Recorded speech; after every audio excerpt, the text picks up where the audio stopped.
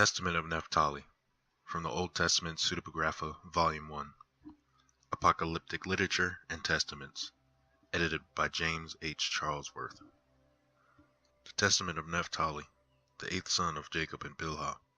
A copy of the Testament of Naphtali which he decreed at the time of his death in the 132nd year of his life, when his sons were gathered together in the 7th month on the 4th day of the month, and he was in good health. He gave a feast and a drinking party.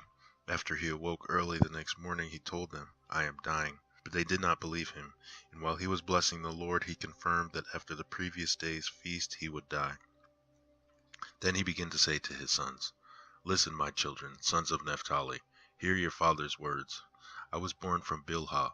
Rachel acted by trickery, giving Bilhah to Jacob in place of herself, and she bore me on the knees of Rachel, for which reason she called me Naphtali. Rachel loved me because I was born in her lap. While I was tender in appearance, she would kiss me and say, 'May I see a brother of yours, like you, from my own womb?' Then Joseph was like me in every way, in keeping with Rachel's prayer. But my mother was Bilhah, daughter of Rothios, Deborah's brother, nurse of Rebekah. She was born the very day on which Rachel was born. Rothios was of Abraham's tribe, a Chaldean, one who honored God, free and well born. But he was taken captive and bought by Laban, who gave him Ina, his servant girl, as a wife. She bore a daughter and called her Zelpha, from the name of the village in which he had been taken captive. After that she bore Bilhah, saying, 'My daughter is ever eager for new things.' No sooner had she been born than she hurried to start sucking. Since I was light on my feet like a deer, my father Jacob appointed me for all missions and messages, and as a deer he blessed me. For just as a potter knows the pot, how much it holds, and brings clay for it accordingly, so also the Lord forms the body in correspondence to the Spirit, and instills the Spirit corresponding to the power of the body. And from one to the other there is no discrepancy, not so much as a third of a hair, for all the creation of the Most High was according to height, measure, and standard. And just as the potter knows the use of each vessel and to what it is suited, so also the Lord knows the body of what extent it will persist in goodness, and when it will be dominated by evil. For there is no form or conception which the Lord does not know, since he created every human being according to his own image. As a person's strength, so also is his work. As his mind, so also is his skill. As his plan, so also his achievement. As is his heart, so is his speech. As his eye, so also is his sleep. As his soul, so also is his thought, whether on the law of the Lord or in the law of Beliar. As there is a distinction between light and darkness, between seeing and hearing, thus there is a distinction between man and between woman and woman. One cannot say they are one in appearance or in rank.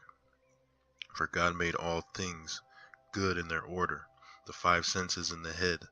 To the head he attached the neck, in addition to the hair for the enhancement of appearance, then the heart for prudence, the belly for excretion from the stomach, the windpipe for health, the liver for anger, the gallbladder for bitterness, the spleen for laughter, the kidneys for craftiness, the loins for power, the lungs for the chest, the hips for strength, and so on.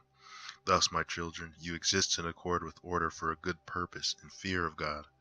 Do nothing in a disorderly manner, arrogantly, or at an inappropriate time. If you tell the eye to hear, it cannot, so you are unable to perform the works of light while you are in darkness. Do not strive to corrupt your actions through avarice or to beguile your souls by empty phrases, because those who are silent in purity of heart will be able to hold fast God's will and to shunt aside the will of Beliar. Sun, moon, and stars do not alter their order. Thus you should not alter the law of God by disorder of your actions. The Gentiles, because they wandered astray and forsook the Lord, have changed the order, and have devoted themselves to stones and sticks, patterning themselves after wandering spirits. But you, my children, shall not be like that. In the firmament, in the earth, and in the sea, in all the products of his workmanship, discern the Lord who made all things, so that you do not become like Sodom, which departed from the order of nature. Likewise the watchers departed from nature's order. The Lord pronounced a curse on them at the flood. On their account he ordered that the earth be without dweller or produce. I say these things, my children, because I have read in the writings of holy Enoch that you will also stray from the Lord, living in accord with every wickedness of the Gentiles and committing every lawlessness of Sodom. The Lord will impose captivity upon you. You shall serve your enemies there, and you will be engulfed in hardship and difficulty until the Lord will hear you all out. And after ye have been decimated and reduced in number, you will return and acknowledge the Lord your God. And it shall happen that when they come into the land of their fathers, they will again neglect the Lord and act impiously. And the Lord will disperse them over the face of the whole earth until the mercy of the Lord comes, a man who effects righteousness, and he will work mercy on all who are far and near. In the 40th year of my life I saw on the Mount of Olives, east of Jerusalem, that the sun and the moon stood still. And behold, Isaac, my father's father, was saying to us, Run forth, seize them, each according to his capacity. To the one who grasps them will the sun and the moon belong. All of them ran, but Levi seized the sun, and Judah, outstripping the others, grasped the moon. Thus they were exalted above others. When Levi became like the sun, a certain young man gave him 12 date palms, and Judah became luminous like the moon, and 12 rays were under his feet. Then running toward the others, Levi and Judah seized them, and behold, there was a bull on the earth, with 2 great horns, and an eagle's wing was on his back. They tried to lay hold of him, but were unable. But Joseph overtook them and seized him and went up with him into the heights. And I looked, since I was there, and behold, a sacred writing appeared to us, which said, Assyrians, Medes, Persians, Elamites, Galatians, Chaldeans, Syrians shall obtain a share in the 12 staffs of Israel through captivity. And again, after 7 months, I saw our father Jacob standing by the sea at Jamnia, and we his sons were with him. And behold, the ship came sailing past, full of dried fish, without sailor or pilot. Inscribed on it was the ship of Jacob. So our father said to us, Get into our boat.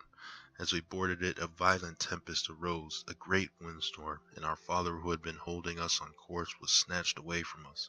After being tossed by the storm, the boat was filled with water and carried along on the waves until it broke apart.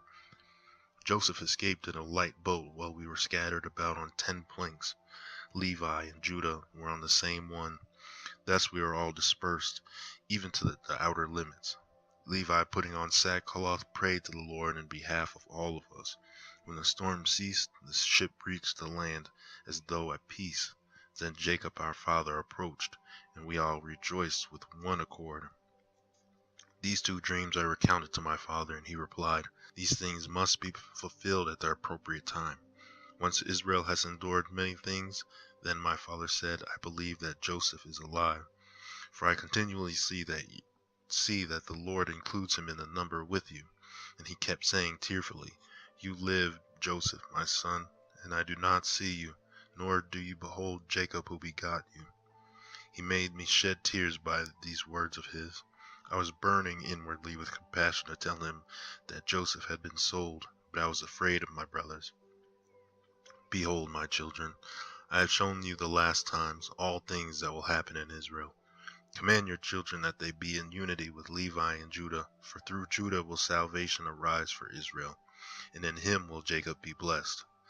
Through his kingly power God will appear, dwelling among men on the earth, to save the race of Israel, and to assemble the righteous from among the nations. If you achieve the good, my children, men and angels will bless you, and God will be glorified through you among the Gentiles. The devil will flee from you, wild animals will be afraid of you, and the angels will stand by you. Just as anyone who rears a child well is held in good esteem, so also there will be virtuous recollection on the part of God for your good work.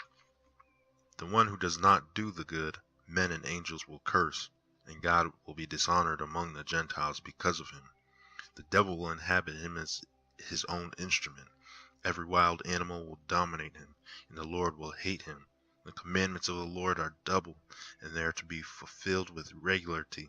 There is a time for having intercourse with one's wife, and a time to abstain for the purpose of prayer. And there are the 2 commandments. Unless they are performed in proper sequence, they leave one open to the greatest sin. It is the same with the other commandments. So be wise in the Lord and discerning, knowing the order of his commandments, what is ordained for every act, so that the Lord will love you. He gave them many similar instructions, urging them to transfer his bones to Hebron and bury him with his fathers. He ate and drank in soulful glee, covered his face, and died. And his sons acted in accord with the things commanded by the father Naphtali.